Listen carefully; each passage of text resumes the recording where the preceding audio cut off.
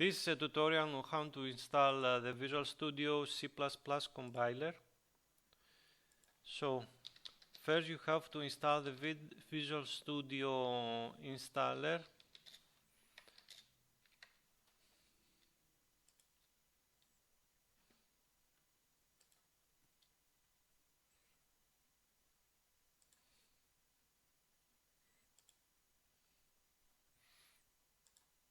So here you get the installer for Visual Studio tools, all the tools, and from these tools you are going to select only those related with C++.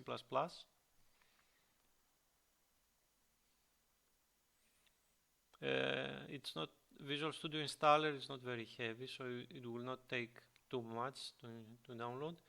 And from all the available workloads, you select the one related to C++, this one.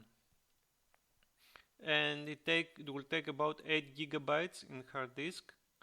And you press here install while downloading, and you have to wait about 15-20 minutes in order to be installed.